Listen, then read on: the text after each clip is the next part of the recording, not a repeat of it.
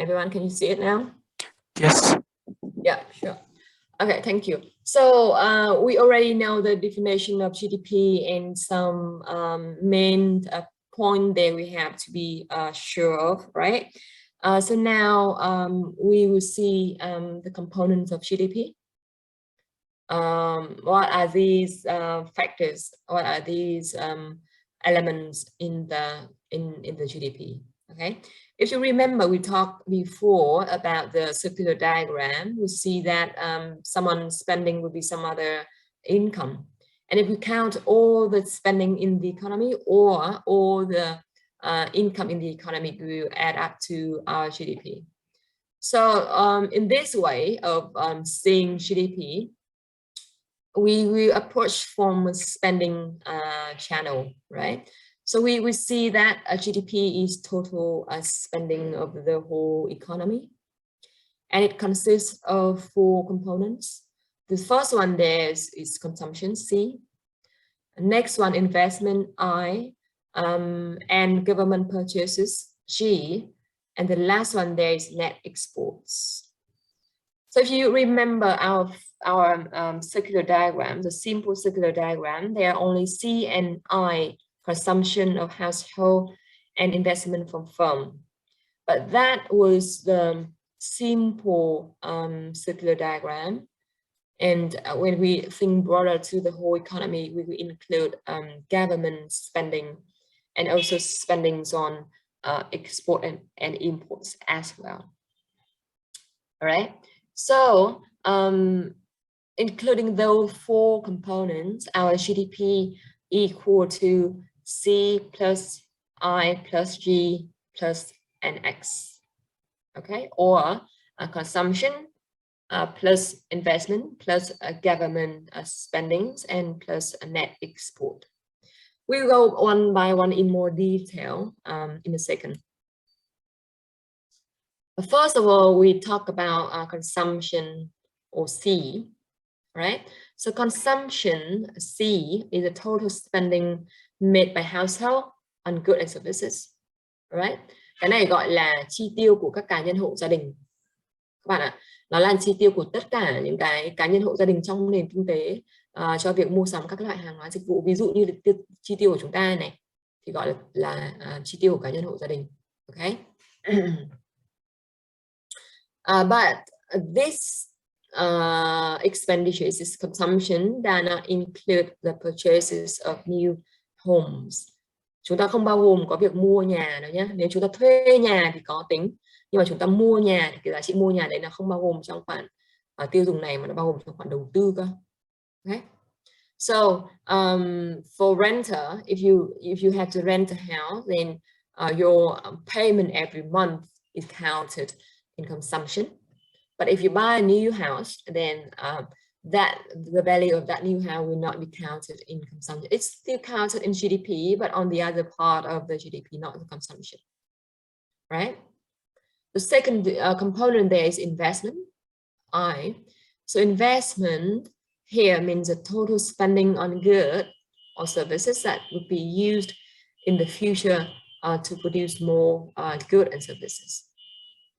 For example, firms spend money on buying a new machine, right? Or building a new house, a new factories, right?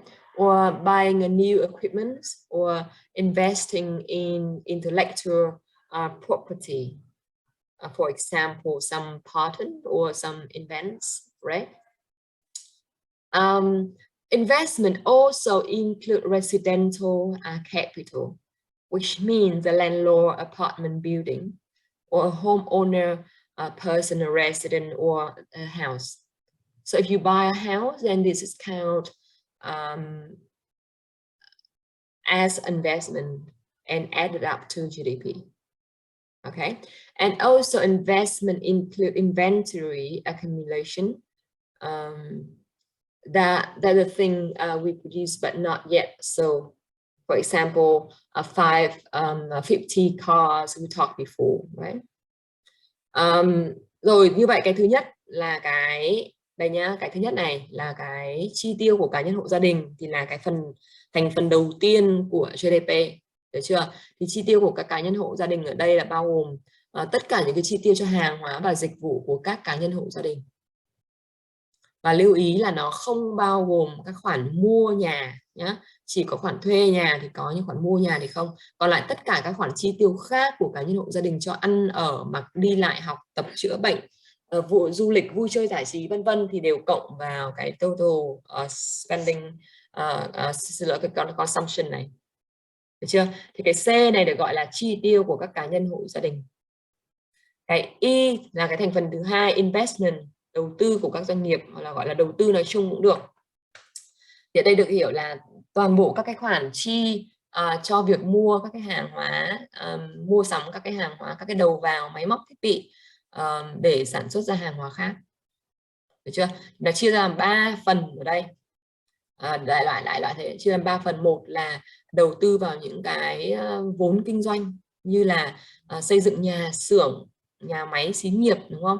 Mua sắm các cái thiết bị máy móc sản xuất, hoặc là đầu tư vào những cái sản phẩm sáng tạo, trí tuệ sáng tạo. Thì những cái đấy gọi là investment. Cái thứ hai là đầu tư vào housing, nhà ở. Ở đây có land apartment building thì đương nhiên là nó là khoản đầu tư rồi, tức là những cái người chủ nhà mà xây các cái nhà cho thuê ấy, đúng không? Các bạn mà xuống Hà Nội học mà ở nhà cho thuê chẳng hạn, một cái apartment trong một cái building khoảng 5-7 tầng, đúng không? Mỗi tầng có khoảng 2 hoặc 3 cái apartment chẳng hạn, thì cái việc landlord mà họ xây những cái building như vậy thì nó là một khoản đầu tư, được chưa? Hoặc là một gia đình, một hộ gia đình hoặc một cá nhân mua một cái nhà để ở, personal residence là một cái nơi để ở, nơi trốn để ở, được chưa? Thì nó cũng sẽ tính vào investment. Và thêm nữa là nó tính cả cái inventory accumulation, là tích lũy cái hàng tồn kho, tức là những cái hàng mà chúng ta sản xuất ra nhưng chúng ta chưa bán, được chưa? Thì sẽ đều tính ở trong cái investment. Alright. We also have to remember when we talk about investment here, we do not count the purchase of financial assets like stocks and bonds. Or if you buy stocks and buy bond on the financial markets, it will not be counted in investment. Okay, so investment only mean we count things that create the new value, right? Như thế này thì ở đây chúng ta không bao gồm nhé, đầu tư của chúng ta không bao gồm các khoản mua bán trái phiếu cổ phiếu. Bởi vì thực ra đơn giản ấy, mua bán trái phiếu cổ phiếu ấy, nó chỉ là cái chuyển nhượng cái sở hữu thôi, transfer of ownership from someone to someone else thôi, chứ nó không phải là một cái khoản đầu tư. Okay, for example, if you buy 5,000 US dollar bonds or stock from the stock market, you buy that from, let's say, Vietnam Airlines. I've never been there before on the stock market, so I'm not sure how it goes. But if you buy there for 5,000 US dollar, you buy stock, then that transaction only refer to the movement of money, the change of ownership, right? So the money goes from your pocket to a Vietnam Airlines pocket and stay there in the Vietnam Airlines pocket. No investment has been created yet. All right, but when Vietnam Airlines use that 5,000 to buy a new car, or contribute to buy a new plane, or contribute to buy a new some new computers in the office, then that 5,000 become investment. But at the time when you buy the stocks or the bond of Vietnam Airlines, there would be no investment there yet. Okay, it just simply transfer the ownership of the money, or who keep the money now. Cái này các bạn lưu ý là khi chúng ta nói về đầu tư để tính trong GDP ấy, thì chúng ta không tính đến các cái khoản mua bán trái phiếu cổ phiếu. Bởi vì thực chất những khoản mua bán trái phiếu cổ phiếu đấy nó chỉ là cái chuyển nhượng cái tiền từ túi người này sang túi người khác thôi, chứ nó chưa có cái hoạt động giao dịch, một cái hoạt động đầu tư, một cái hoạt động xây mới một cái economic activity nào diễn ra cả, đúng nhỉ? Thế nhưng mà khi mà các bạn giả sử các bạn mua 5.000 đô cổ phiếu của Vietnam Airlines chẳng hạn, thì tại cái thời điểm các bạn mua 5.000 đô cổ phiếu đấy thì cái 5.000 đô cổ phiếu đấy nó chỉ chuyển từ túi của các bạn sang túi của Vietnam Airlines thôi, chứ chưa hề có một cái hoạt động kinh doanh nào được diễn ra hết cả với cái 5.000 đấy cả, đúng không? Cho nên chưa có giá trị mới nào được tạo thêm hết. Thế nhưng mà khi mà Vietnam Airlines mà dùng cái 5.000 đó của các bạn để mà góp phần mua, tức là góp thêm vào để mua một cái ô tô, hoặc là góp thêm vào để mua một cái máy bay mới, hoặc là góp thêm vào để mà mở rộng thêm văn phòng, mua thêm máy tính, vân vân, thì lúc đấy cái khoản 5.000 đấy nó gọi là một khoản đầu tư. Okay, so just to make sure that you can see the difference between investment here in calculating GDP with the investment we usually talk about in the economy, right? Thông thường chúng ta nói đầu tư, mình mua cổ phiếu đấy là mình đầu tư gì nữa, với mình thì đó là một hoạt động đầu tư, bởi vì là mình đang chờ để nó sinh lời, đúng không? Nhưng mà xét trên góc độ là chúng ta tính GDP thì cái khoản đấy không được xếp vào một khoản đầu tư các bạn nhé. Alright, the next component is government purchases, or G. So government purchases mean everything that government buy to supply to the economy, right? All the spending made by the government on the goods and services. It could be at the country level, the province level, or the district level, or even lower at the communal level. All right, everything in there, if spending, if it's spending by the government, then that will be counted in government purchases, and it will add up to GDP. Okay, and what do government need to spend on? Theo các bạn thì government ở đây là chính phủ nhé, nhà nước, phải chi cho cái khoản gì? Quân sự. Yeah, defense, right? Xây dựng cơ sở hạ tầng. Yeah, right. Building infrastructure like road or schools or hospitals, such kind of thing, right? Parks, and yeah, a lot of other things as well. So why do you think government need to supply all of those things? Vì sao chính phủ lại phải là người đứng ra để làm những cái việc đó?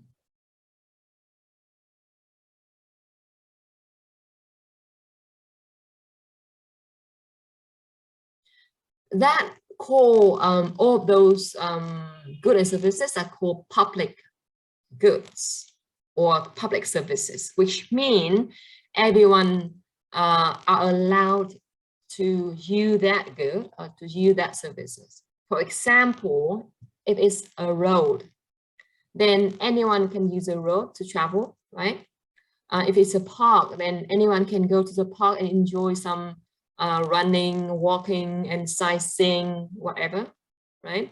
When it comes to school or hospital, of course, we still have a lot of private school and private hospital, but we do have a lot of public school or public hospital, right? So those things are called public goods and services. Why government needs to spend on building those things? Vì sao chính phủ lại cần phải cung ứng những cái hàng hóa như vậy? Because the public goods is something that's very important, very necessary, but there is no or very little profit you can earn from. Therefore, the private sector don't want to supply the public goods, or don't want to be the one who is in charge of supplying goods and services. And therefore, in order to create smooth movement along the country, across the country, government have to be the one who create infrastructure, right? And also with defense, right? We want to have our country safe. We want to have our country only focus on developing economic development. We don't want to fight. We don't want any war. But we still have to defend ourselves by getting prepared for our defense sectors. That would allow us to fight any enemies if it's come to that point. Yeah. So we also have to spend money on providing those things, and there is only one factors or one we call it factors that in charge of providing those things, which is government. Okay, so you could see that government purchases or government spending include spending on defense, spending on providing public goods and services, education, healthcare, and social security as well. Okay, but government spending will not include transfer payment. I mean, government spending in calculating GDP will not include transfer payment. So transfer payments is something government had to spend, but it's not counted in GDP. Okay, so transfer payment means the money government had to pay to some groups of the people in the society. For example, the benefits the government paid to the veteran or the disabled people, or the old lonely people, for example, right? So those payment are called transfer payment. Các bạn ơi, ở đây transfer payment được gọi là các khoản thanh toán chuyển nhượng nhé. Thanh toán chuyển nhượng nó như là những cái khoản trợ cấp ấy, những cái khoản trợ cấp cho người nghèo này, trợ cấp cho người già này, trợ cấp cho người thương binh bệnh binh mà từ chiến tranh về này, hoặc là những người thân của thương binh bệnh binh đó này, hoặc là trợ cấp cho những người tàn tật này, những người disabled, mất khả năng lao động ấy, thì đó được gọi là transfer payment. Để cho tất cả những cái khoản đấy được gọi là transfer payment. Thì cái chi tiêu của chính phủ government spending là có hai phần. Một là chi tiêu cho các hàng hóa dịch vụ công cộng như là an ninh quốc phòng này, như là cung cấp đường xá cầu cống trường học bệnh viện này, công viên này, đúng không? Đó. Thì những cái khoản đấy sẽ là những khoản mà được tính vào GDP. Còn lại cái khoản thứ hai là transfer payment này á, là cái khoản thanh toán chuyển nhượng này á, thì sẽ không được tính vào GDP nhé. Được chưa? Sở dĩ là cái khoản thanh toán chuyển nhượng này nó không được tính bởi vì đơn giản nó cũng là một cái khoản chuyển đổi sở hữu thôi, từ cái người này sang cái người kia thôi, từ chính phủ ra phía người dân thôi, chứ nó không có cái hoạt động mua bán ở đấy, nó không có hoạt động mua bán một cái hàng hóa mới ở đấy. Được chưa? Thế thì cái transfer payment của chính phủ là các khoản thanh toán chuyển nhượng của chính phủ là sẽ không được tính vào GDP, nhớ nhé. Còn lại các khoản chi tiêu mua sắm các hàng hóa dịch vụ công, gọi là chi tiêu công, thì sẽ được tính vào GDP. Được chưa? Vừa nãy cô có giải thích là vì sao các cái chính phủ lại phải cung ứng những hàng hóa công cộng, ví dụ như trường học, bệnh viện, đường xá, cầu cống, công viên, đúng không? Đơn giản là vì là nếu mà không chính phủ cung ứng thì chẳng ai cung ứng cả. Bởi vì sao? Bởi vì những cái thứ đấy là những cái thứ mà ai cũng tiếp cận được, ai cũng dùng được. Mà tư nhân mà cung ứng thì nó sẽ chẳng làm, bởi vì nó không hề có lợi nhuận gì hết. Bây giờ tôi xây đường xong tôi đứng đấy tôi thu tiền cũng được, nhưng bao giờ mới đủ lại được so với cái chi phí tôi bỏ ra, đúng không? Người dân sẽ chọn phương án là thôi ta thà đi cái đường khác xấu hơn còn hơn là phải trả tiền để đi cái đường đẹp, chẳng hạn như vậy, đúng không?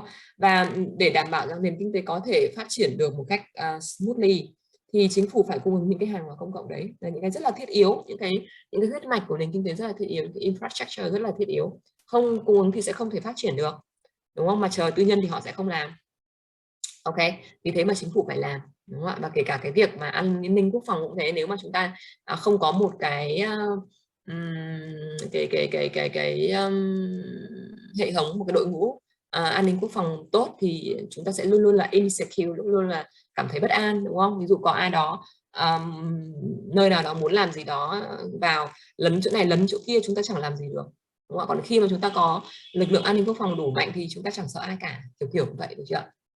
Alright. So that's why government have to spend on goods and services.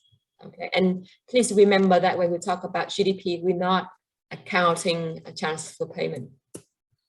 Okay, the last part there is net exports.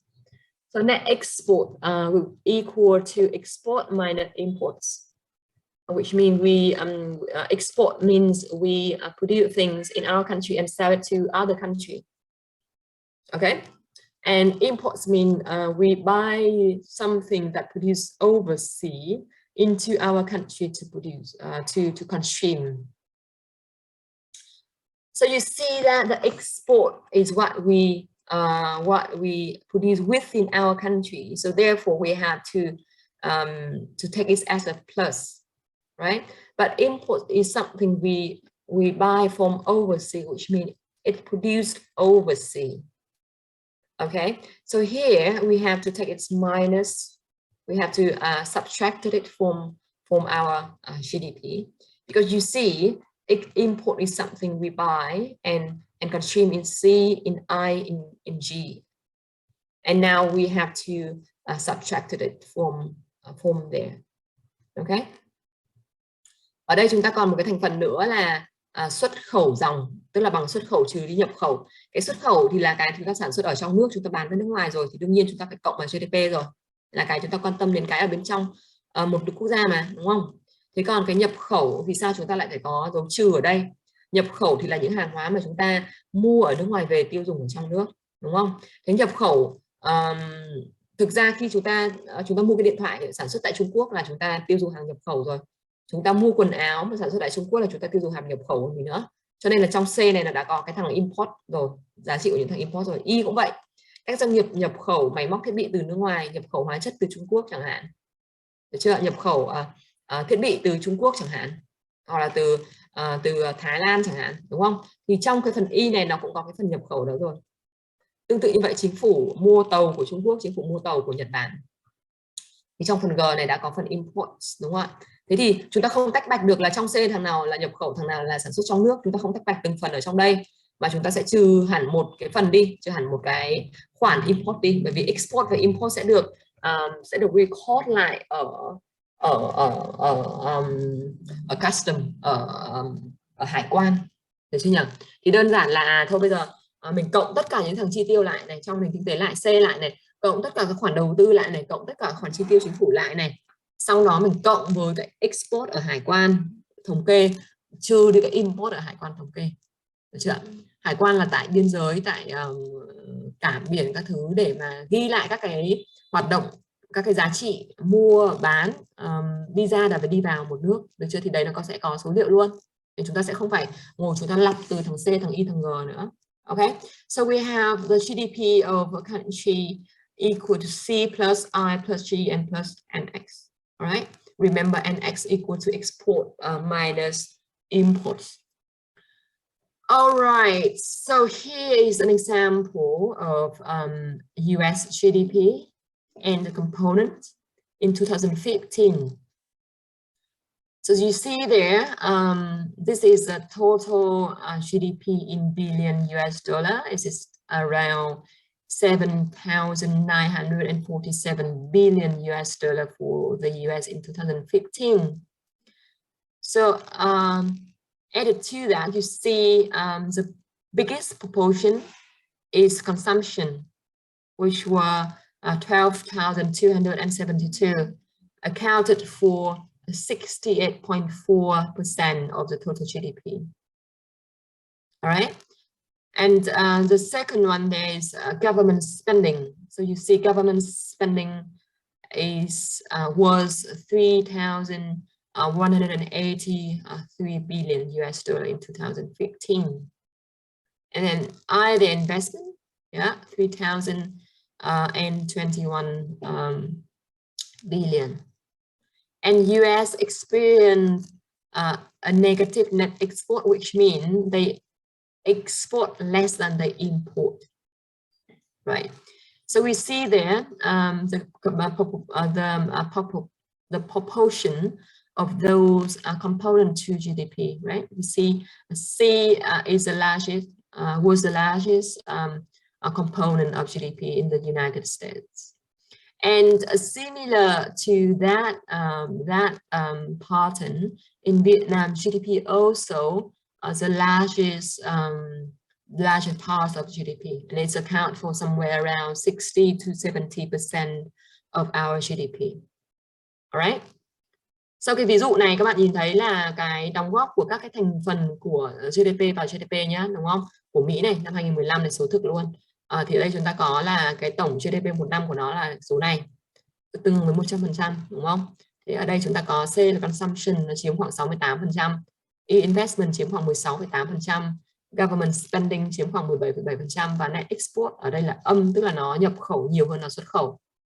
Per capita ở đây là trên mỗi một người nhé, một đầu người. Thì thu nhập bình quân trên một đầu người của Mỹ ở đây chúng ta nhìn thấy 2015 là 55.000 đô, 55.426 đô la Mỹ một người một năm.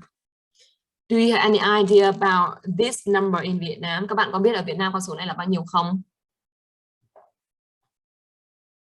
3,000.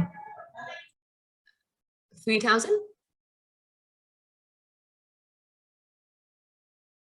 Yeah, 2.700.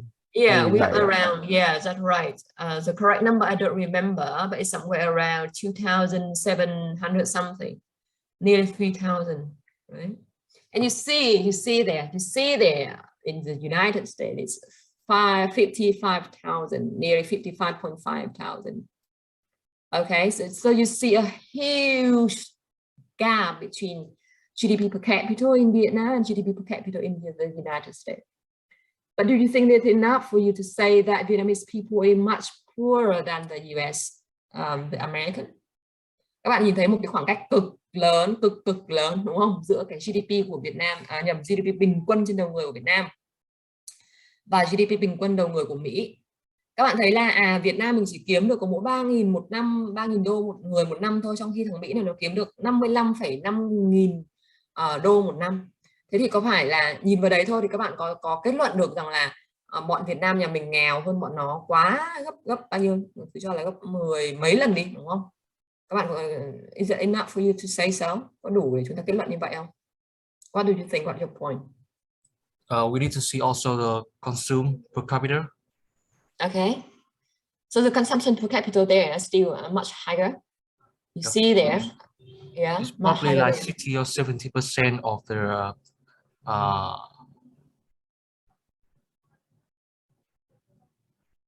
yeah, 60-70% of the consumption contributed to GDP, right?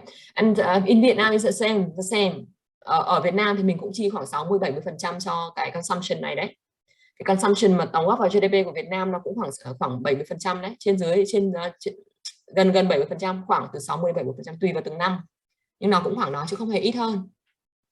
Nhưng mà ở đây mình không thể kết luận rằng là Việt Nam mình nghèo hơn Mỹ được đến nhường đấy đâu. Thì mình nghèo hơn thật. Thế nhưng mà các bạn hình dung là cái GDP per capita này á, là cái thu nhập bình quân trên đầu người, nó chỉ nói được cái phần thu nhập thôi. Nó không phản ánh được rằng là cái chi phí thực sự cho cuộc sống của mỗi người ấy, ở hai nước như là Việt Nam và Mỹ nó tốn bao nhiêu. Ví dụ như là ví dụ nhá, hai gia đình trung lưu ở Việt Nam và ở Mỹ chẳng hạn, thì tức là gì? Trung lưu ở đây thì thôi cứ tạm hiểu là như thế này, một vài cái material như thế này, như là có một cái nhà này, tất nhiên diện tích của nhà mình không so làm gì cả, bên kia kiểu gì cái nhà của nó cũng là có vườn có việc này kia thì thôi mình không tính, mình coi là có một cái nhà ở đấy đã, được chưa? Có một cái nhà ở này, có một cái xe hơi này, có con cái được học hành tử tế này, ở trường tử tế này, được chưa? Muốn ăn cái gì, muốn đi đâu, muốn làm gì thì đều có thể ăn, có thể đi, có thể làm được. Để cho như vậy được, giả sử như vậy được gọi là trung lưu của Việt Nam và trung lưu của Mỹ đi, được chưa? Thế thì các bạn nghĩ là để cung ứng cho một cái gia đình ở Việt Nam trung lưu như thế với lại cung ứng cho một cái gia đình trung lưu như thế ở Mỹ thì cân số nó có khác nhau không?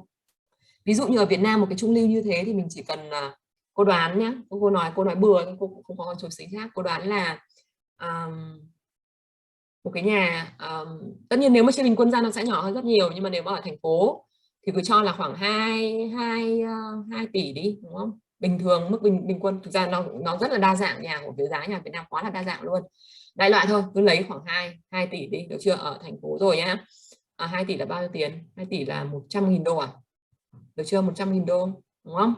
Thế rồi trong 100.000, 150.000 đô đi cho sông xanh đi, được chưa? 150.000 đô cho chi phí cho giá nhà ở Việt Nam này là được một cái ok rồi, được một cái đủ gọi là ok rồi. Chi phí cho học hành của con cái này, giả sử một cái trường ok ở Việt Nam đi, bao tiền? Mấy nghìn, cho khoảng 10.000 đi, 10.000 là bao nhiêu? 10.000 đô là 150 triệu, là hơn 200 triệu rồi đúng không? Hơn 200 triệu tiền học của một đứa con là cũng vừa đủ rồi, không hề ít đâu đúng không ạ? Đấy là bao nhiêu rồi đó. Xong rồi là chi cho ăn ở, đi lại chơi bời ở Việt Nam nữa, giả sử như một năm đi chơi 1 lần 2 lần, 1 lần trong nước 1 lần ngoài nước, các nước châu Á này thôi, cũng không tốn nhiều lắm đâu. Cứ cho là các bạn chi khoảng 15.000 đô nữa, được chưa? 15.000 đô nữa. Rồi thì ăn uống chi tiêu trong nhà nữa, các bạn chi khoảng 15.000 đô nữa là 30.000 đô, 30.000 đô cộng 10.000 đô cho học hành là 40.000 đô. 1.000 đô 800 triệu, cứ cho các bạn chi 1 tỷ một năm đi. Ở Việt Nam là các bạn sống vu vua luôn rồi. Không, thôi bây giờ bỏ qua cái nhà đi nhé, bỏ qua cái nhà đi.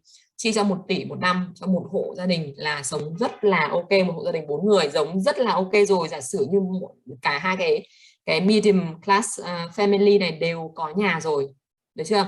Thì 1 tỷ một năm, tính ra tiền đô la Mỹ nó có là 50.000 đô thôi. Ok, 50.000 đô là nó sống quá là sung sướng ở Việt Nam rồi đúng không? Các bạn đồng ý với cô không? Thế nhưng mà nếu mà vẫn là 50.000 đô đấy mà sống ở Mỹ thì chắc chắn là cuộc sống nó sẽ eo hẹp hơn rất là nhiều. Ví dụ như là 50.000 đô đấy mà sống ở vùng quê thôi thì được. Nhưng mà nếu mà sống ở vùng thành phố, khi mà giá cả đắt đỏ, các loại chi phí dịch vụ rất là đắt đỏ chẳng hạn, thì rõ ràng 50.000 đô đấy cuộc sống không hề thấy sung túc, sung sướng gì như là vua ở Việt Nam cả. Các bạn đồng ý với cô không? Thế thì điều đấy có nghĩa rằng là gì? Nếu mà chúng ta nhìn vào cái GDP per capita này á, chúng ta thấy nó khác biệt lớn thế, đúng không? Bọn nó giàu hơn mình những cả 10 mấy lần đấy, gần 20 lần hoặc hơn 20 lần cơ. Thế chứng tỏ là cuộc sống của nó phải vương giả gấp 20 lần mình, nhưng mà thực ra thì không phải như vậy, đúng không? Thực ra là cái căn cứ nó chưa đủ để chúng ta kết luận được cái điều đó. Mặc dù là có cái sự khác biệt rất là lớn giữa GDP per capita, nhưng mà cái living standard, cái the cost of living giữa hai cái country này là khác nhau, đúng không ạ? Hoặc là chúng ta so sánh ở Việt Nam với cả như cô trải nghiệm thì cô thấy ở New Zealand đấy, thu nhập của New Zealand nó thấp hơn của Mỹ nhiều, nó chỉ khoảng 30 mấy nghìn thôi, 37, 38.000 đô một năm thôi, tức là nó vẫn dưới đây rất là nhiều. Thế nhưng mà nó cũng hơn rất là nhiều so với Việt Nam, đúng không? Nó vẫn hơn mình tới cả gần chục lần. Thế nhưng mà cô cũng thấy là thực sự nhá, không phải là vì mình ghen ăn tức ở gì đâu, nhưng thực sự là mình cũng không thấy họ sung sướng gì hơn mình cả, không hề thấy sung sướng hơn mình một cách một trời một vực gấp 10 lần đâu. Tất nhiên họ cũng sung sướng hơn, nhưng mà theo cô á, cái cảm nhận của cô là họ sung sướng hơn là bởi vì họ có một cái xã hội văn minh hơn, họ có một cái đất nước sạch sẽ hơn, đúng không? Nó well managed hơn mình rất là nhiều, và nó more transparent hơn mình.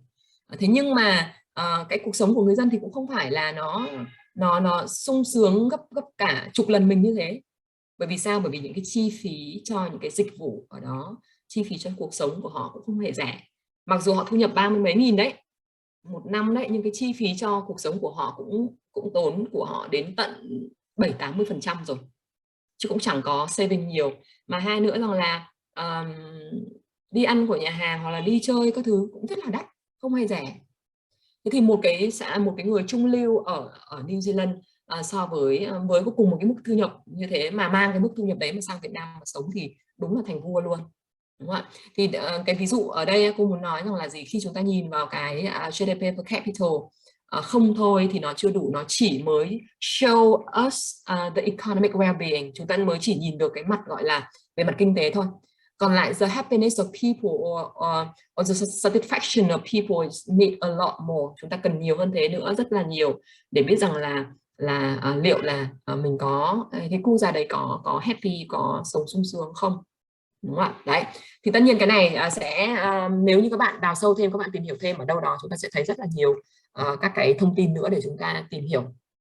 But anyway, here I only want to make sure that GDP and GDP per capita is very important, but it's not everything.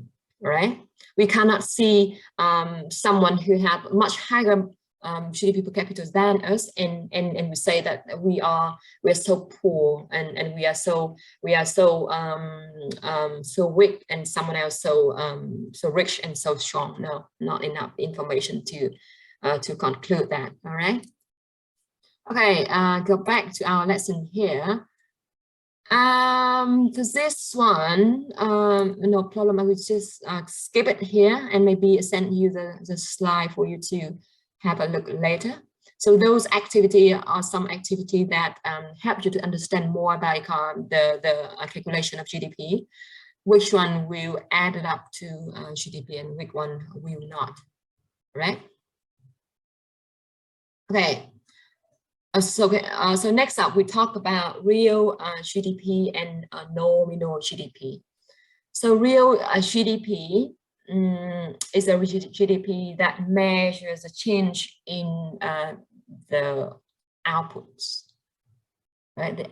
The output, the value of the output change, not included the change in the price. On the other hand, nominal GDP refer to the change in both price and output. Okay, so a nominal GDP is value output using the current prices. So current price means the price at the time we calculate GDP.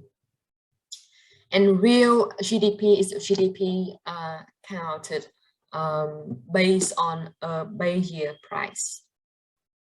And if you remember, we talk about market price, right? We talk about we have to transfer all those value into money. So to calculate GDP, for example, 10 phones, right? So we have to know the quantity of phone 10 and the price of phone, for example, $100. Right? So we have two information there. First of all, the quantity, and second, the price. So there, so if we have that two information, then we can have we can calculate the value of 10 phones to GDP, right? So the total value of 10 phones contributed to GDP would be 10 times 100, right? So we have 100 for one phone. So 10 phone would worth 1,100. Sorry, 1,000 US dollar, right? So we need quantity and we need price. Okay, so if we take the price and the quantity at the same period of time, then that makes nominal GDP. If we take the quantity or the output of the current time with the price of the base year, then that makes real GDP. Okay.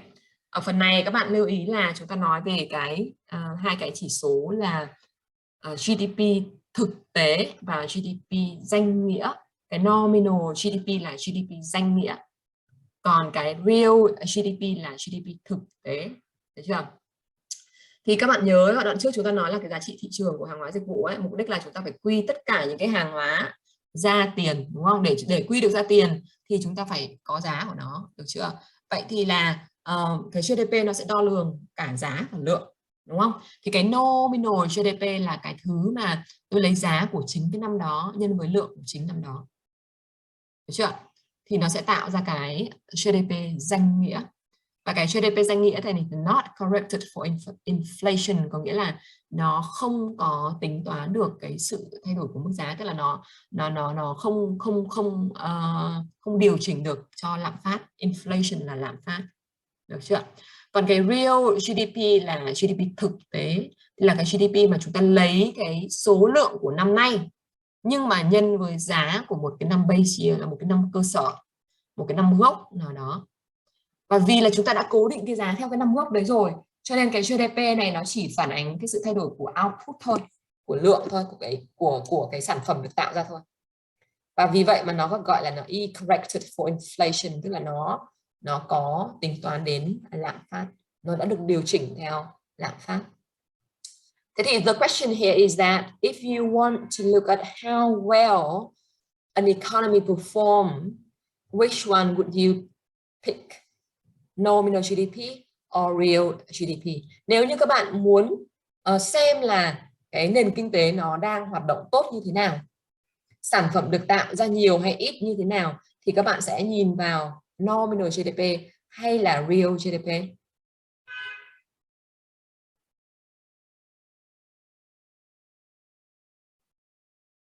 Any idea?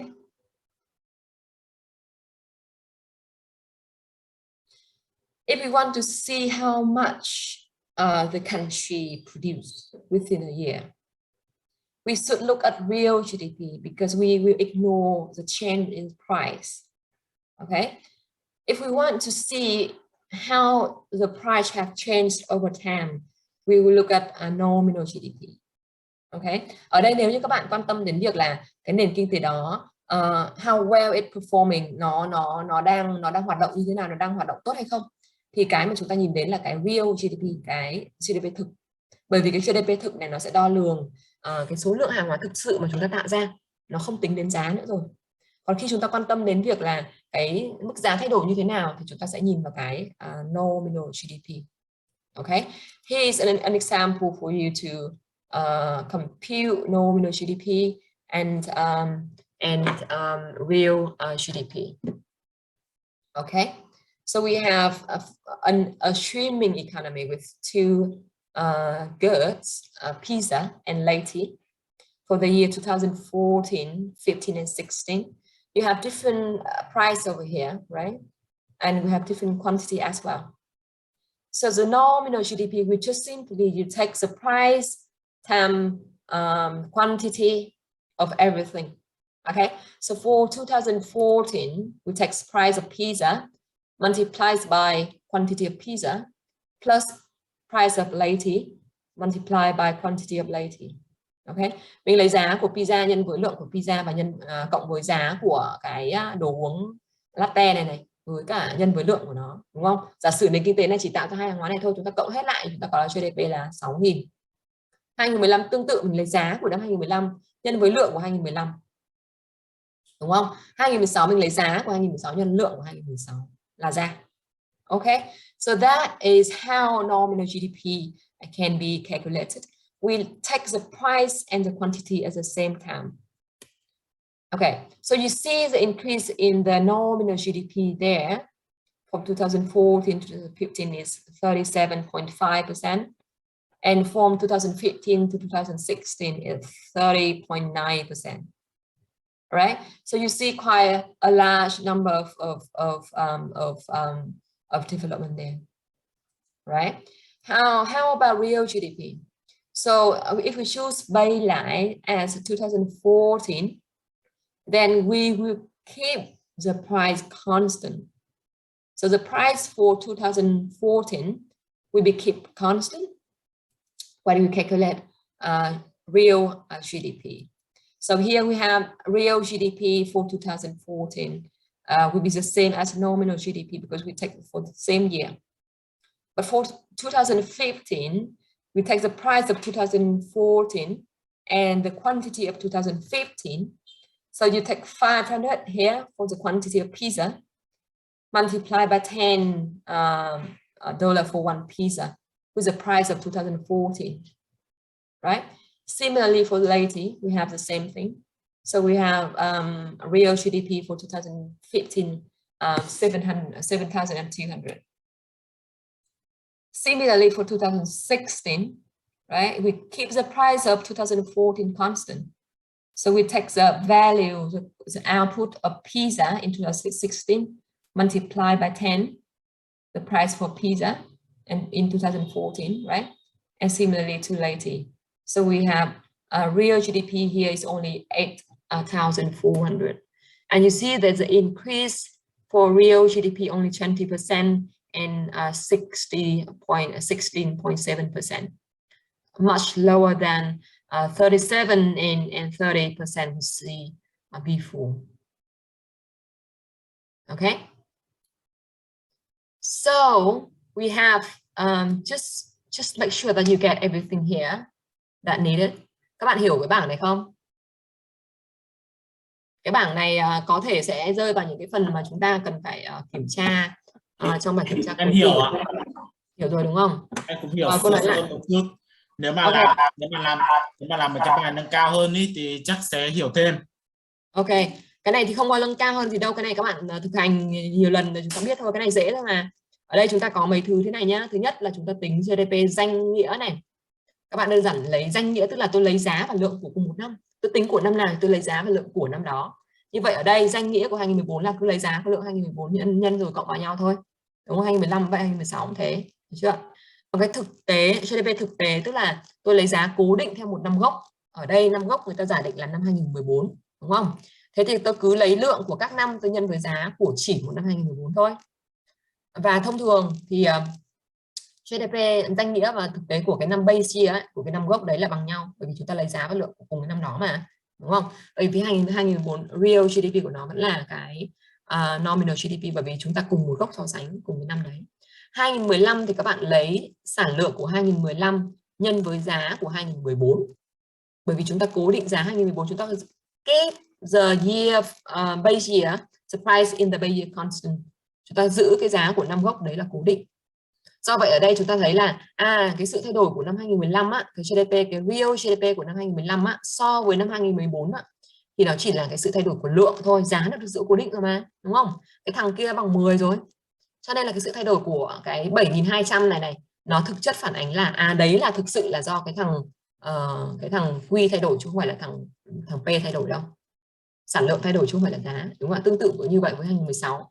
Thì ở đây chúng ta thấy là cái sự thay đổi của GDP thực tế là nó ít hơn này, 20% và 16,7%. Trong khi đó trước đây ở nominal GDP thì mình thấy là nó thay đổi nhiều hơn rất nhiều, 37,5 và 30,9 cơ. Đúng không? Thì các bạn nhìn vào số liệu này, các bạn thấy là cái sự thay đổi trong cái thằng nominal GDP này 37,5% này nó bao gồm cả P thay đổi tức là giá và Q thay đổi tức là lượng. Trong khi đó cái thằng thay đổi của real GDP này, cái thay đổi của cái của cái GDP thực tế này thì nó chỉ bao gồm sự thay đổi của lượng thôi, bởi vì giá là sự cố định của 2014 rồi. Đúng không? So, if we want to calculate the economic growth, nếu các bạn muốn tính cái tốc độ tăng trưởng kinh tế, which one will you use? Các bạn sẽ dùng chỉ số nào? Nominal GDP or real GDP? Can you repeat the question? So I'm asking if we want to calculate the economic growth, tốc độ tăng trưởng kinh tế, which one will you use? Các bạn sẽ dùng chỉ số nào, nominal GDP hay là real GDP?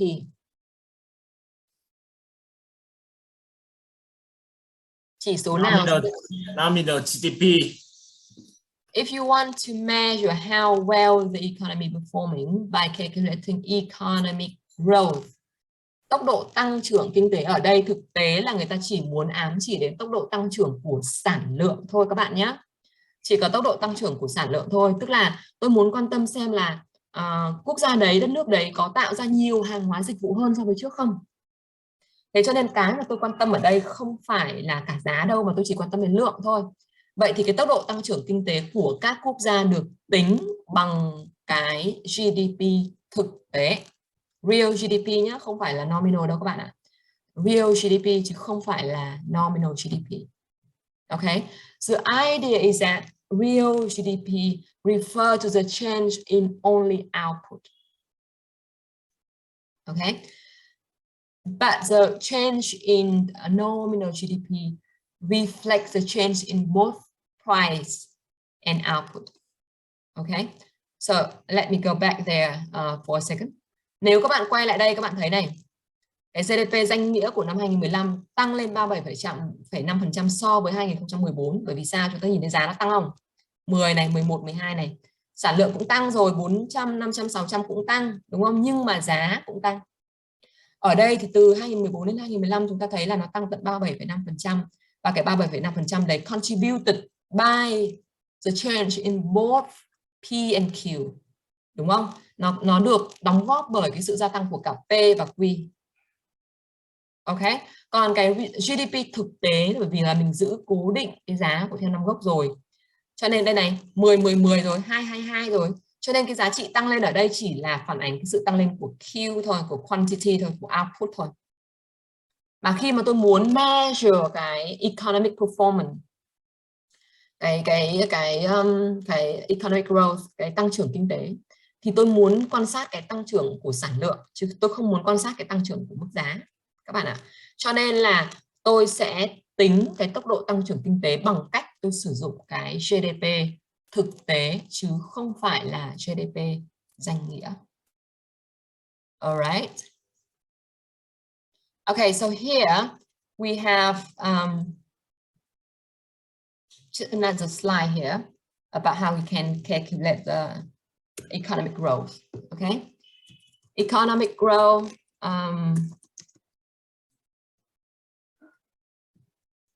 is calculated by using real GDP. So we have economic growth. You can say EG, economic growth, equal to real GDP time T minus real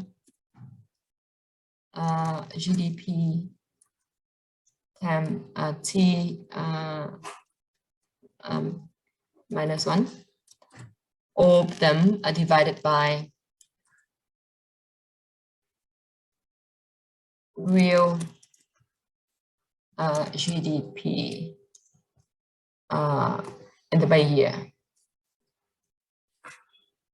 And you count it in percent. Các bạn nhìn thấy cái công thức tính cái tốc độ tăng trưởng kinh tế ở đây này nhá. Cô không add được cái equation, cho nên là cô viết thì nó hơi lung tung tí, nhưng mà các bạn vẫn hiểu đúng không?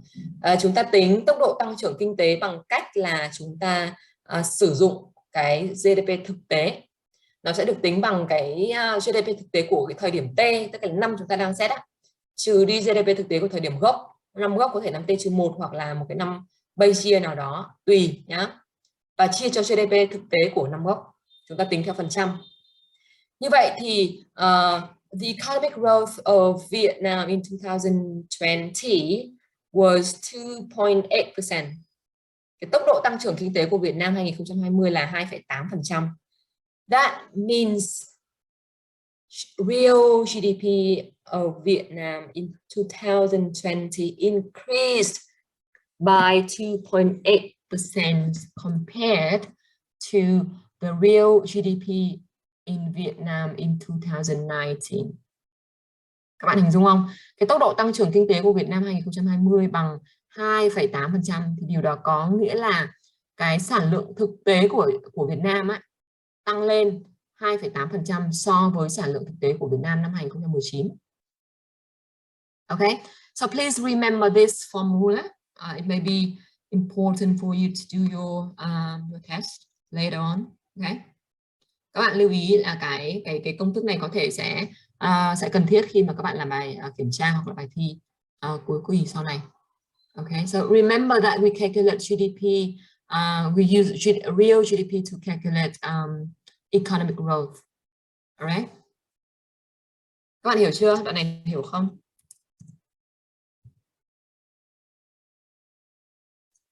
Any question around this point?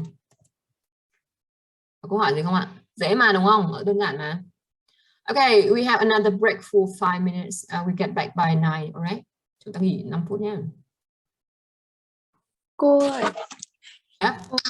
Cô cho con điểm danh lại, nãy vừa nhà con mất mạng. Okay.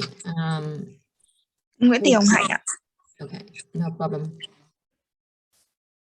Con cảm ơn ạ. Yep. Cô cho con điểm danh lại với nha cô. Chỗ con mấy hôm nay đang bảo là sáng lên mạng chụp trường cô. Okay, yeah. Who are you? Dạ Phạm Định Khánh Nam cô. Alright. So where are you now? In Ho Chi Minh City or you located? Dạ ở Nha Trang cô. Oh. So what are you going to do when you have to do face-to-face teaching and learning? Dạ cô nói lại được không cô? Bạn con không nghe rõ lắm á. Thế sau này mà khi mình đi học trực tiếp thì làm sao? Bay ra Hà Nội này ở luôn à? Dạ đúng rồi cô. Okay. Yeah. Great. Em đưa cô cho em điểm danh ạ.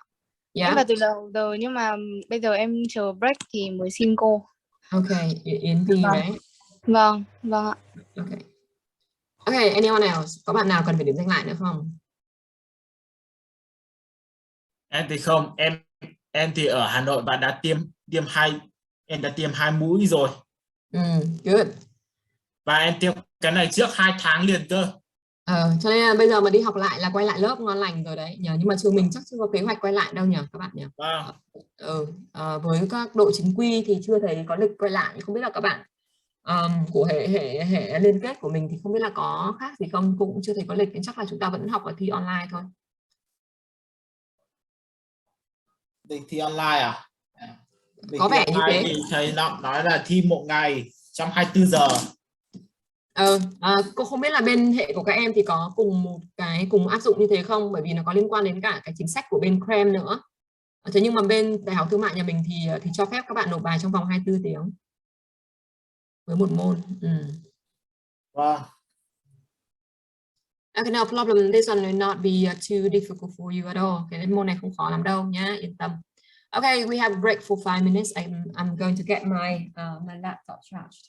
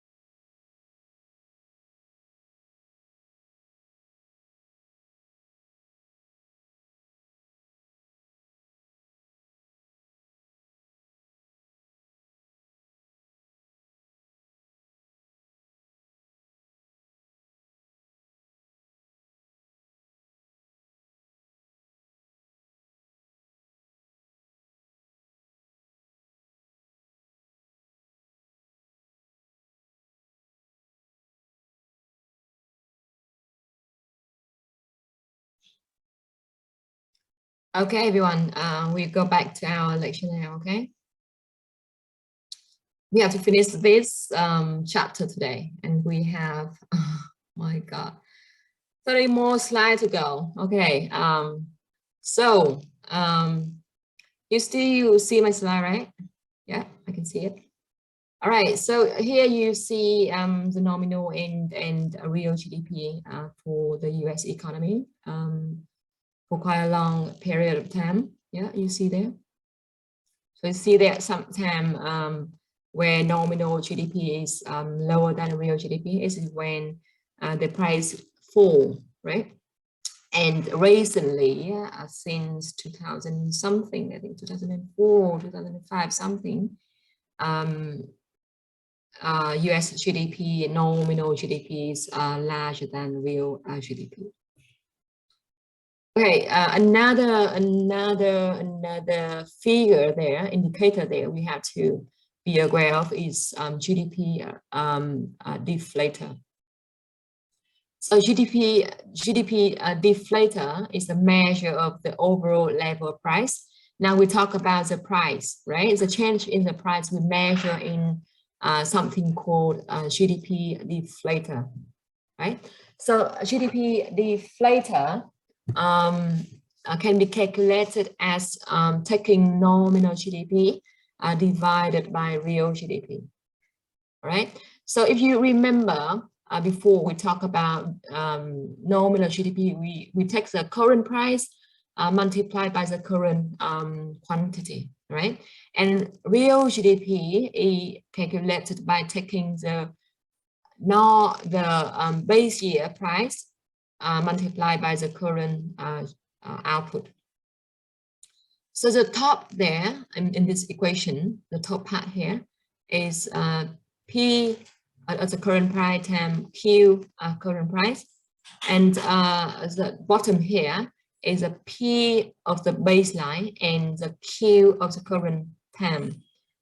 So here we see that the difference is only between the price of the current year and the price of the base year. All right. So GDP deflator measures change in the price, and it's also reflect the economic inflation rate, right? Ở đây có một cái chỉ số nữa người ta gọi là chỉ số điều chỉnh GDP hay là GDP deflator. Thì cái GDP deflator nó được tính bằng cách là các bạn lấy cái GDP danh nghĩa chia cho GDP thực tế và nhân với 100. Được chưa? Thì cái chỉ số này nó đo lường cái mức độ tăng giá của các cái năm so với năm cơ sở, đúng không? Các bạn nhớ là cái nominal GDP này chúng ta lấy P của năm T này, giá năm T nhân với lượng của năm T, QT, chia cho cái GDP thực tế chúng ta lấy P của năm gốc, P0 nhân với lượng của năm T, QT. Vậy thì cái tử số này chia cho cái mẫu số này thực chất nó chỉ là sự khác biệt giữa PT và P0 thôi, đúng không? Hay là sự thay đổi của giá thôi. Thì cái GDP deflator này nó minh họa cho cái tỷ lệ lạm phát của một nền kinh tế nữa. Okay. So we can have GDP deflator for our example there, right? And also we can see the change each year, and this change here we called inflation.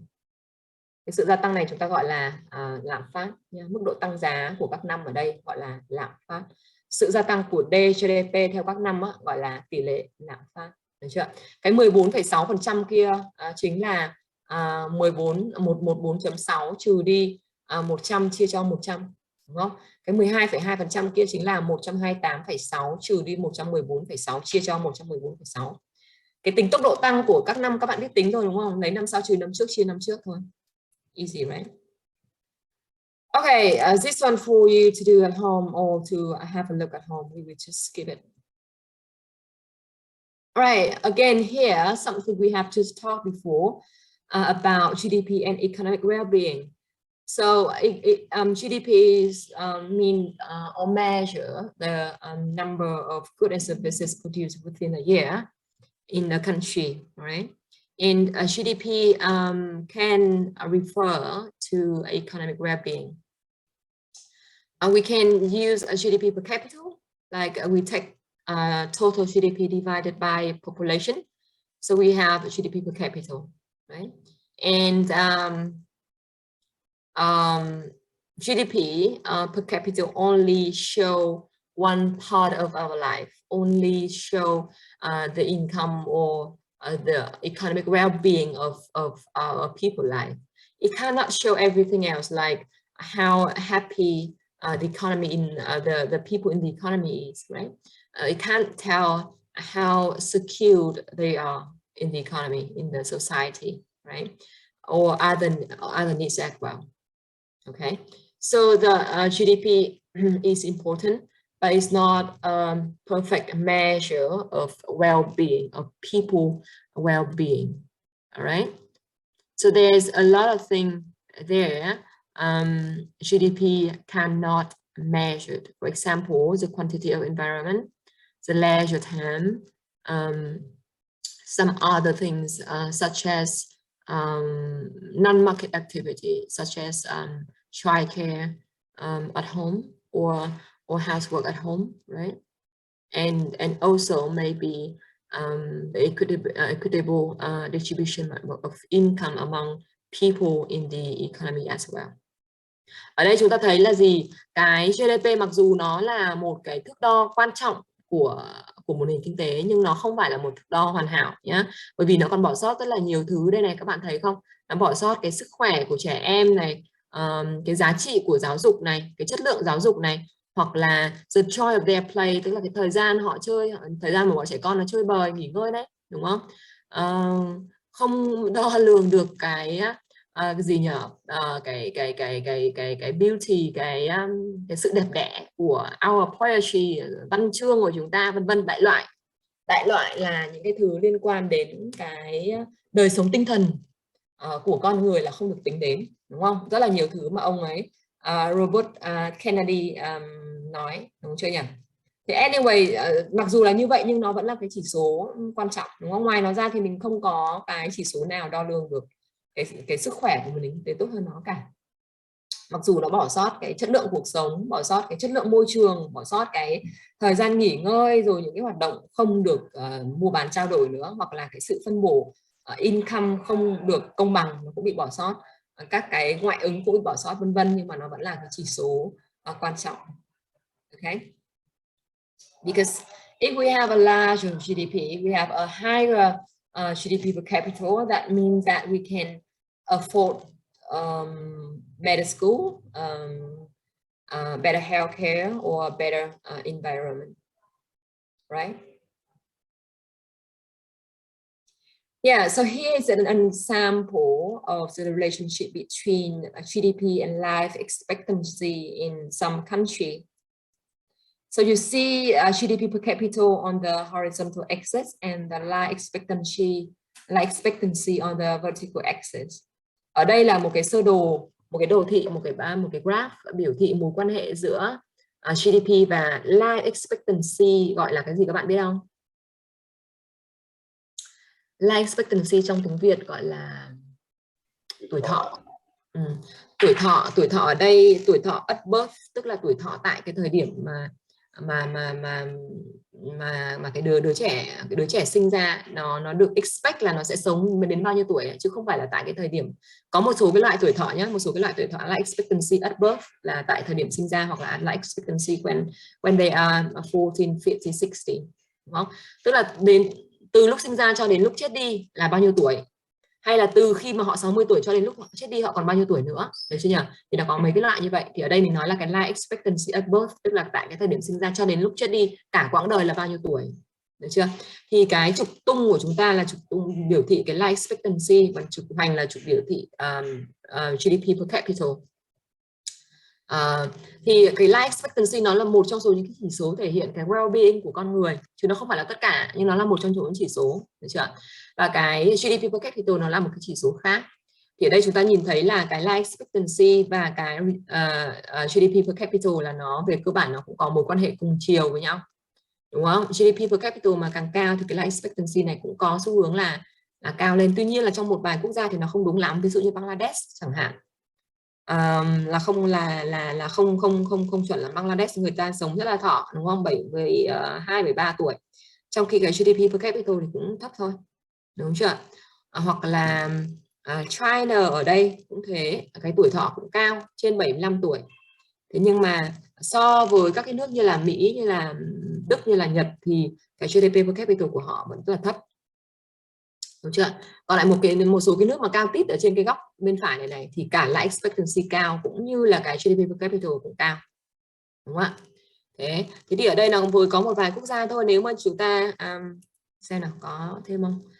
Một lát nữa nếu mà chúng ta có một cái graph mà nó nhiều các quốc gia hơn thì các bạn sẽ thấy nó sẽ nhảy loanh quanh đâu đó ở đây này, và nó cũng đều follow một cái positive relationship, một cái dốc lên. Mặc dù những cái này thì một số nước là nó sẽ fall out of the line, một số nước là nó sẽ không nằm trên cái đường đó, nhưng cái xu hướng chung là gì? Khi mà chúng ta có cái GDP higher GDP per capita thì nó sẽ thường là sẽ có một cái life expectancy là higher, nhưng mà not every time, not everywhere. Okay. The second graph here showing the relationship between average years of schooling and GDP per capita, and you see that when we have higher income, we have a better schooling. Okay.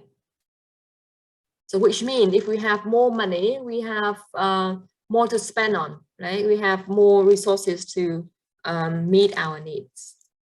And also overall life satisfaction. Life satisfaction ở đây là cái mức độ hài lòng với cuộc sống nói chung, thì có thể là tiền nong này, có thể là sức khỏe này, có thể là mức độ hạnh phúc mình đạt được này, có thể là mình ở quốc gia có an toàn hay không này, môi trường có sạch sẽ hay không này, vân vân, tất cả các thứ. Nó có một thước đo gọi là overall life satisfaction, và nó theo một cái thang đo là from 1 to 10 scale. Cái này thì thường sẽ là do mọi người tự đánh giá. Ví dụ người ta release một cái interview, một cái survey, nó có bao gồm ví dụ 50-70 câu hỏi về cái việc là bạn đánh giá như thế nào về cái mức độ hài lòng của cuộc sống với cuộc sống của bạn, thấy chưa? Thì nó có thang đo từ 1 đến 10 cho các cái loại câu hỏi như thế, sau đó người ta tổng hợp lại, người ta có cái kết luận ở đây từ 0 đến 10 kia, thấy chưa? Thì chúng ta cũng thấy là cái GDP bình quân trên đầu người càng cao, theo cái xu hướng đó thì cái life expectancy, cái overall life satisfaction của mọi người cũng cao, đúng không? Còn một số quốc gia tương đối là lạc quan ở đây các bạn nhìn thấy không? Pakistan hoặc là Bangladesh hoặc là India, Nigeria, Indonesia, right? They have low real GDP per capita but very high life satisfaction. Một số người ở đây có thể họ đánh giá cái life satisfaction là vì họ cảm thấy cuộc sống của họ happy, đúng không? Mặc dù là thu nhập của họ chẳng cao lắm nhưng mà họ sống happy, cái chuyện này cũng hoàn toàn là bình thường thôi, đúng không ạ? Thế nhưng nhìn chung mình cũng thấy có một cái xu hướng là càng giàu thì người ta ví dụ như ở đây cái GDP bình quân đầu người càng nhiều càng cao thì cái mức độ hài lòng với cuộc sống của họ càng tốt. Cái này cũng dễ hiểu, đúng không ạ? Khi mà chúng ta có đủ tiền để chúng ta chi trả cho hầu hết các cái nhu cầu cuộc sống thì chúng ta thường sẽ dễ cảm thấy hạnh phúc hơn. Tuy nhiên mặc dù như vậy cũng là chưa đủ, chúng ta cần nhiều thứ khác nữa. Okay, here is an example of Vietnam nominal GDP, as you see there, and Vietnam GDP per capita and economic growth. Yeah, we see economic growth there, fluctuation over time, and GDP per capita keep increasing. And we are reaching 3,000 US dollar soon, right? We are somewhere around 2,800 now. All right, so that was all about GDP. Okay, any question? Các bạn hỏi gì về cái chỉ tiêu GDP này nữa không? Lưu ý nó là chỉ tiêu tốt nhưng không phải là chỉ tiêu hoàn hảo để đánh giá mức sống của dân cư, không thể đánh giá được cái mức độ hài lòng của dân cư, mặc dù nó cũng chỉ cũng ám chỉ phần nào, đúng không ạ? Nhiều tiền hơn thì mình về cơ bản là có cuộc sống sung túc hơn thì mình sung sướng hơn, nhưng mà cần thêm nhiều thứ khác nữa, chất lượng cuộc sống, chất lượng môi trường, chất lượng giáo dục, chất lượng y tế nữa, đúng không ạ? Chứ không phải chỉ nguyên có tiền. Okay, we move to another important indicator in macroeconomics we call Consumer Price Index or CPI. Okay, a CPI is a measure of the overall level of prices. In Vietnam, it's published by the General Studies Office or GSO, and it used to check the change in the typical household cost of living. Cái chỉ số CPI này là chỉ số giá tiêu dùng, nó đo lường sự thay đổi của giá cả tiêu dùng nói chung. Okay, we will have some time to look at how CPI could be constructed. Chúng ta sẽ xem là cái chỉ số CPI này nó được đo lường như thế nào. Yeah. Đo lường như thế nào, okay? So we have here. Just forgive me a second. I just need to.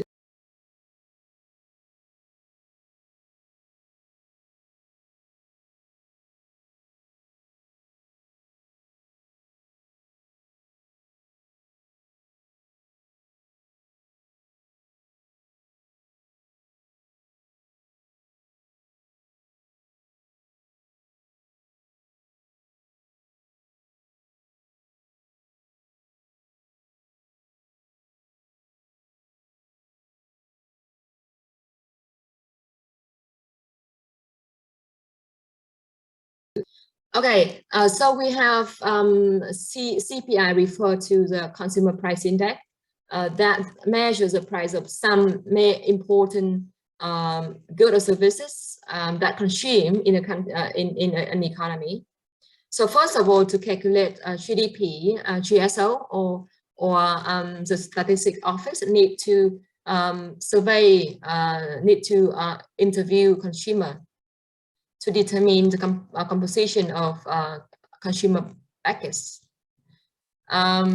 Ở đây là chúng ta nói về cái chỉ số CPI, tức là cái chỉ số đo lường mức giá tiêu dùng. Thì đầu tiên là người ta phải đo, phải điều tra người tiêu dùng để xem là cái giỏ hàng hóa mà người tiêu dùng nhiều nhất là cái gì đã, đúng nhỉ?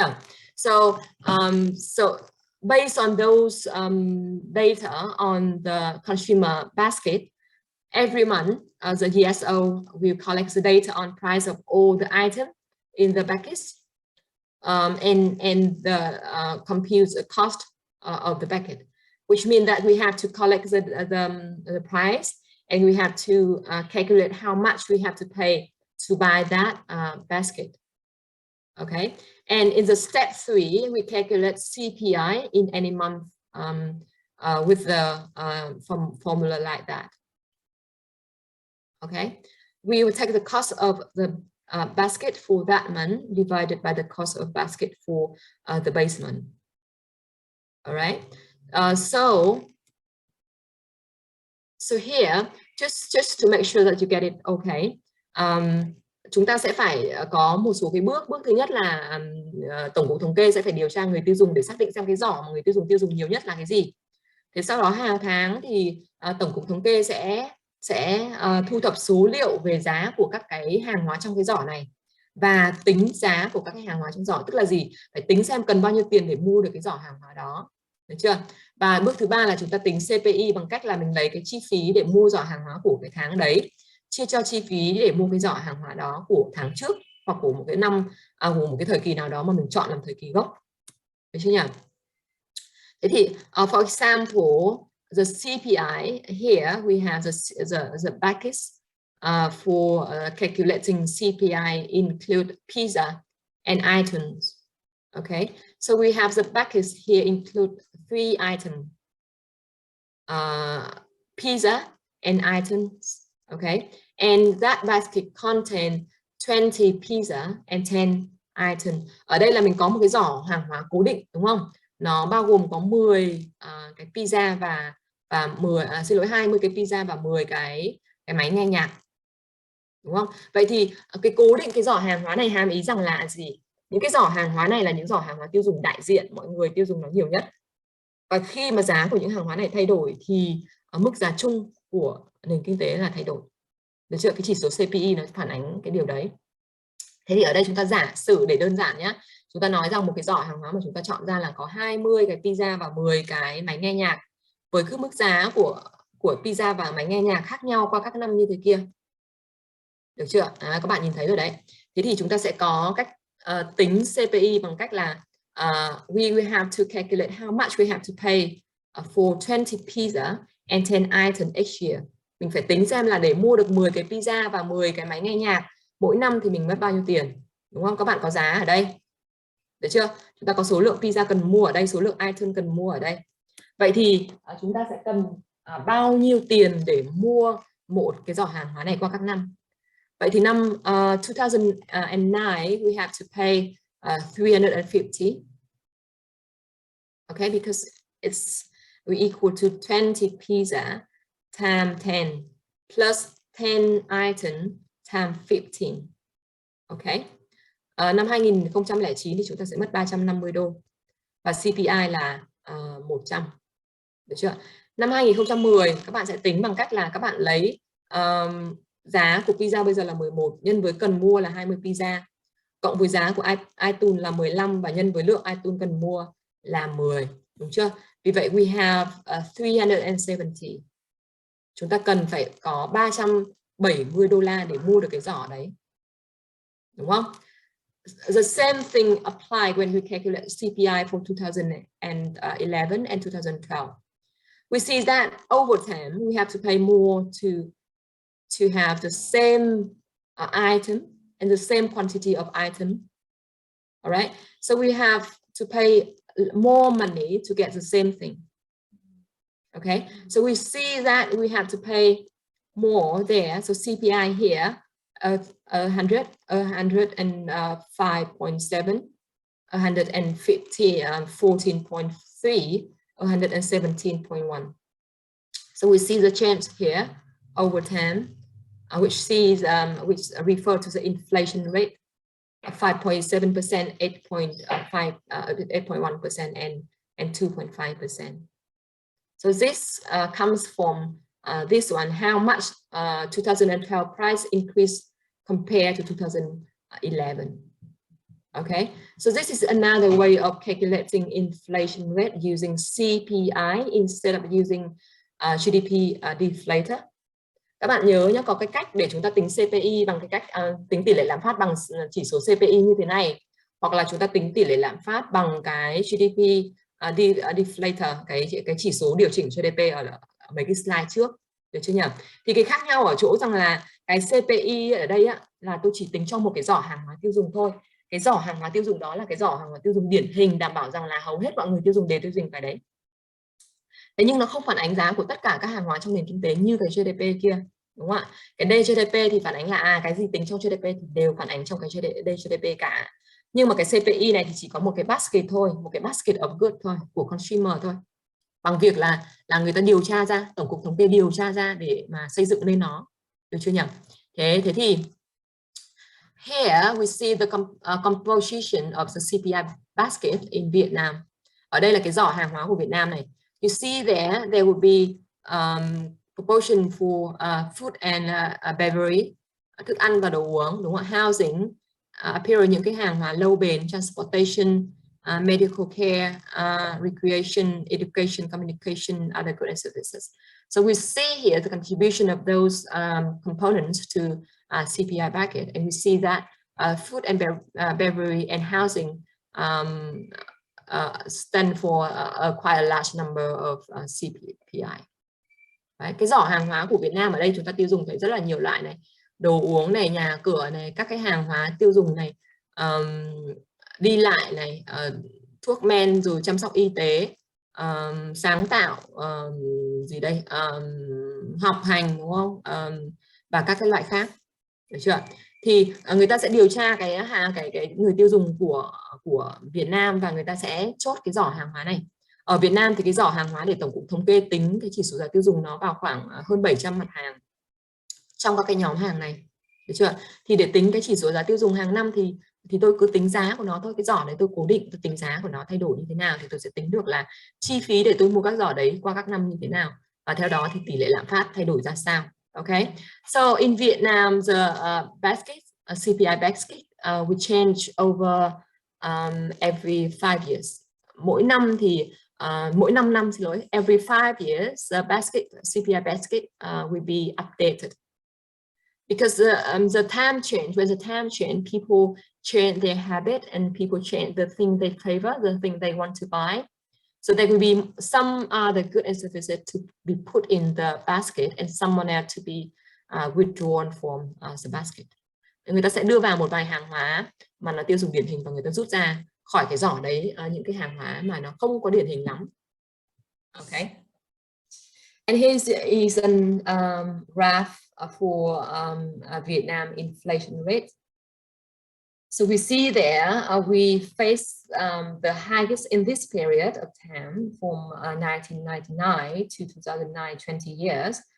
We have the highest level of inflation was in 2008, where it was about 20%. Okay. And yeah, we have a pretty okay inflation rate where it's somewhere around 10%, less than 10%. Okay. Cái tỷ lệ lạm phát của Việt Nam trong cả cái giai đoạn 20 năm từ 1999 cho đến 2019 các bạn nhìn thấy này. Thì có cái năm lớn nhất năm 2008 khi mà cuộc khủng hoảng kinh tế, khủng hoảng tài chính hình thành trên thế giới, được chưa nhỉ? Sau đó thì ok đúng không ạ? Một vài năm 2011, 12 nó khoảng trên 18% tương đối là cao, nhưng sau đó chúng ta kiểm soát nó tốt và nó dao động trong khoảng dưới 10% là một cái mức tốt, mức ok rồi. 2019 thì mức giá mặc dù là có cái Covid bắt đầu hình thành rồi, nhưng mà mức giá của chúng ta cũng tương đối là tăng tương đối là thấp 2,79%, 2,8%, right? So here also you see the inflation rate in the world. So we have some country have the inflation rate below zero. So if the inflation rate is below zero, I like call deflation, giảm phát, alright? Inflation là lạm phát, còn deflation là giảm phát. Some country there, I can't remember what name is that country. Some country in Africa, right? With the blue color there, that is deflation. That is the country with the deflation rate. So we have some country with very high inflation rate, plus 25. The country with the very dark red there. Okay, here is I think Venezuela. Right.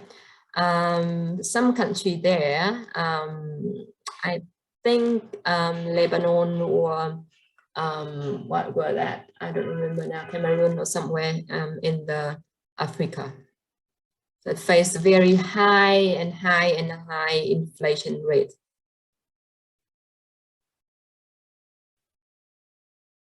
Okay.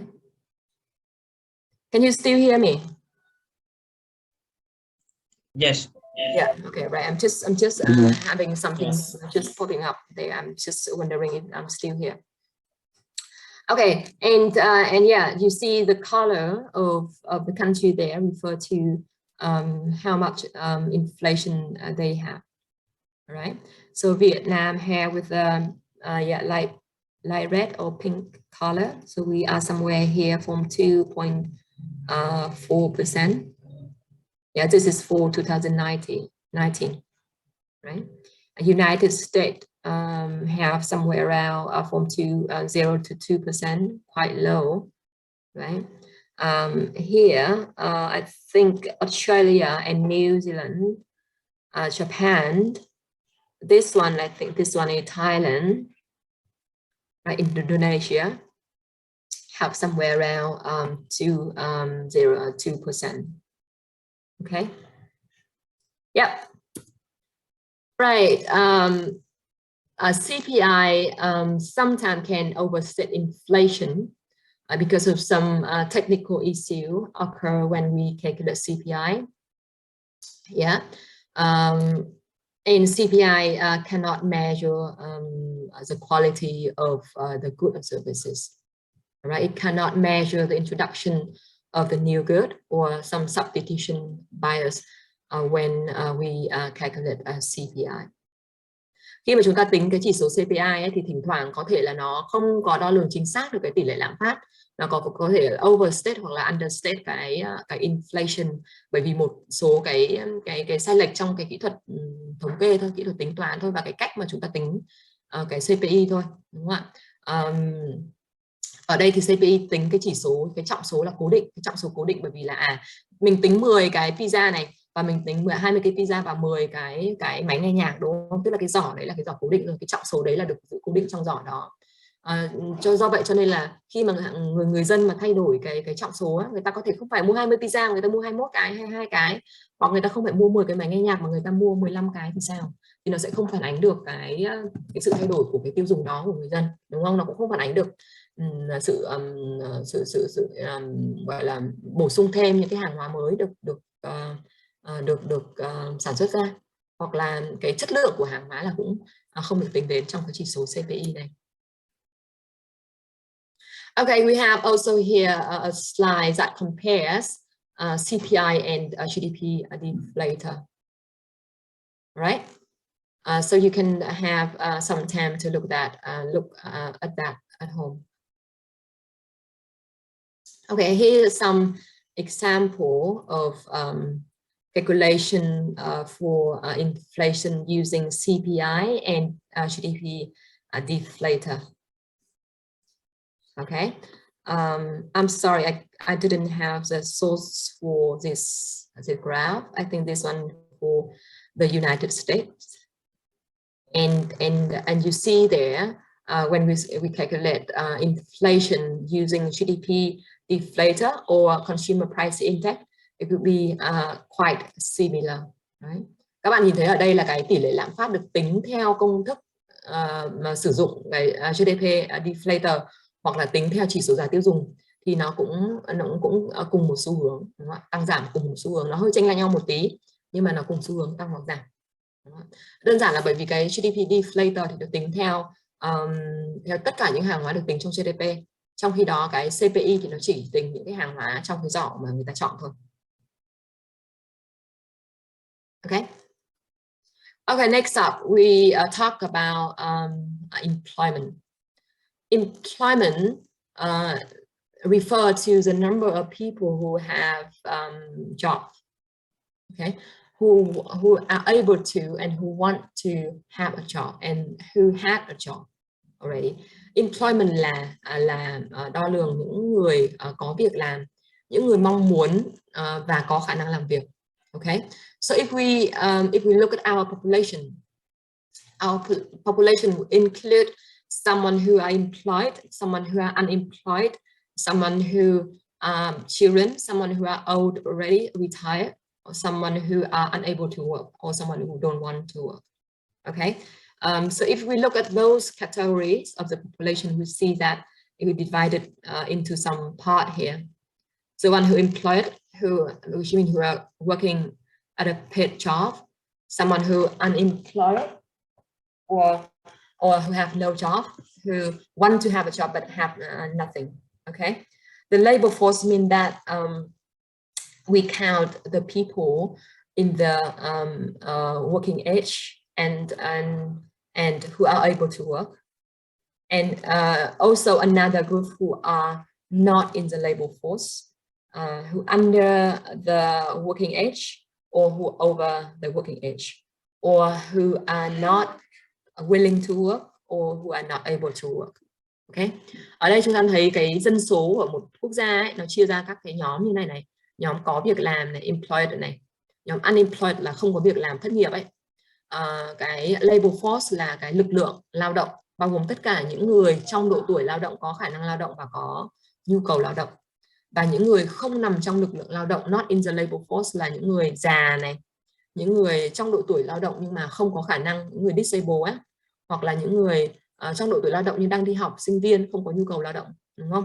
Hoặc là những người chưa đến độ tuổi lao động, các em bé trẻ em học sinh cấp 2, cấp 3, cấp 1, đúng không ạ? Đó thì là cái dân số của một quốc gia nó sẽ chia ra các cái nhóm như vậy. Thế thì cái unemployment rate nó chỉ được tính bằng cái, ở đây các bạn sẽ bổ sung thêm một cái thứ ở đây nữa, một slide ở đây nữa, là cái unemployment là những người mà có khả năng lao động, có nhu cầu lao động nhưng mà không có việc làm, được chưa? Thì cái unemployment rate sẽ được tính bằng cách là chúng ta lấy những cái người mà unemployment đó, unemployed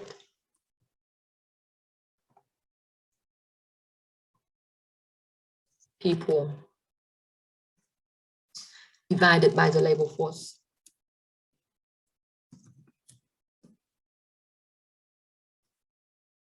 Cái tỷ lệ thất nghiệp của chúng ta tính bằng phần trăm thì chúng ta chỉ lấy số lượng những người thất nghiệp thôi, chia cho lực lượng lao động, chứ không phải chúng ta lấy số người thất nghiệp chia cho dân số, hoặc không phải chúng ta lấy số người thất nghiệp chia cho tất cả bao gồm cả những người mà không có nhu cầu lao động nhé. Ở đây chúng ta chỉ tính đến labor force thôi. Và labor force thì tức là những người có khả năng, có nhu cầu lao động và trong độ tuổi lao động.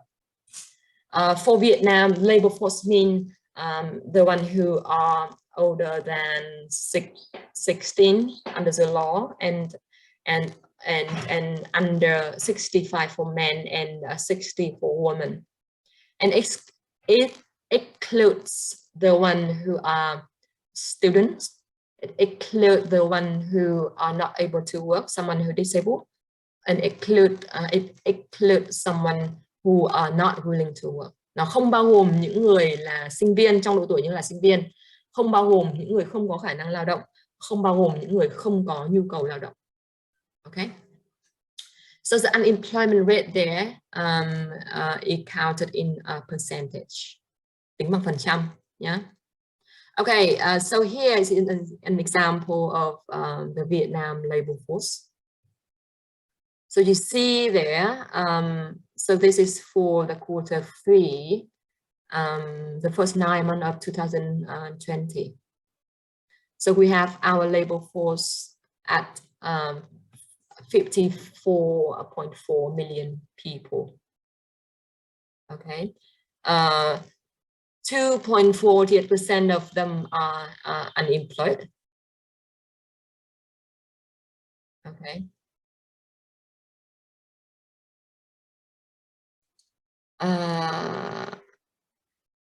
And yeah, and we have here the unemployment rate during a period of time, during a 10-year, right?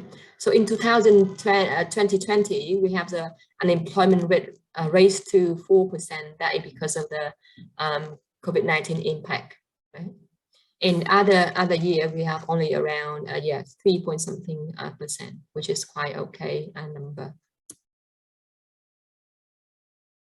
Right. We also have the data for unemployment rate in Vietnam in total, in urban area and in rural area, and we see there the urban area have a higher unemployment rate than in rural area.